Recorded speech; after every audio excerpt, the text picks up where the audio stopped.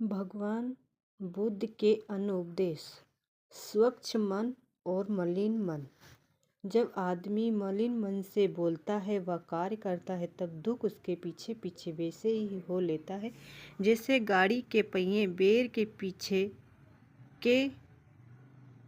पीछे चलते हैं। जब आदमी स्वच्छ मन से बोलता है व कार्य करता है तब सुख उसके पीछे पीछे वैसे ही हो लेता है जैसे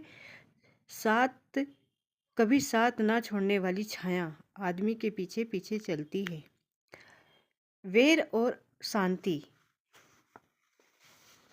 मुझे गाली दी, मुझे हराया, मुझे लूट लिया, जो ऐसी बातें सोचते रहते हैं उनके वैर कभी शांत नहीं होते।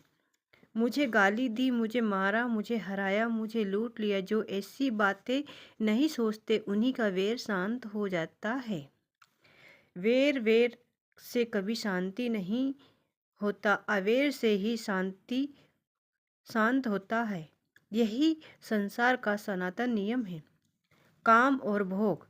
जो काम भोग में रहते हैं, जिनकी इंद्रियां उनके काबू में ना ही है, जैसे भोजन की उचित मात्रा का ज्ञान नहीं है, जो आलस है, जो उद्योगहीन है, उसे मार शैतान वैसे ही गिरा देता है जैसे वायु दुर्बल वृक्ष को गिरा देता है।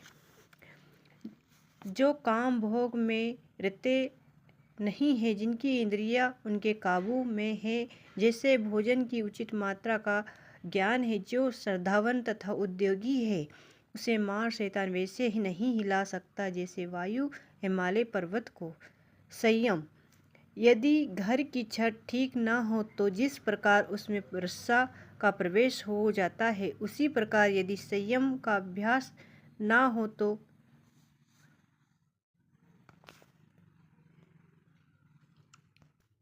संयम। यदि घर की छत ठीक ना हो तो जिस प्रकार उसमें वर्षा का प्रवेश हो जाता है, उसी प्रकार यदि संयम का अभ्यास ना हो तो मन में राग प्रविष्ट हो जाता है।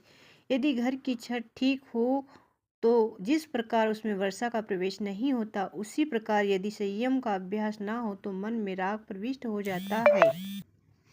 यदि घर की छत ठीक हो तो जिस प्रकार वर्षा उसमें प्रवेश नहीं होती, उसी प्रकार संयम का अभ्यास ना हो तो मन में राग प्रविष्ट नहीं होता।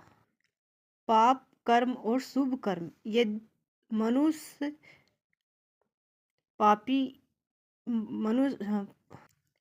पापी मनुष्य दोनों जगह शोक करता है, यहाँ भी और प्रलोक में भी।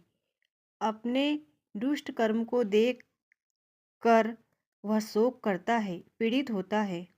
शुभ कर्म करने वाला मनुष्य दोनों जगह प्रसन्न रहता है, यहाँ भी और प्रलोक में भी। अशुभ कर्म को देखकर वह मुदित होता है। पापी मनुष्य दोनों जगह संतुष्ट नहीं होता, यहाँ भी और प्रलोक में भी। मैंने पाप किया है यह सोचकर वह संतुष्ट नहीं होता।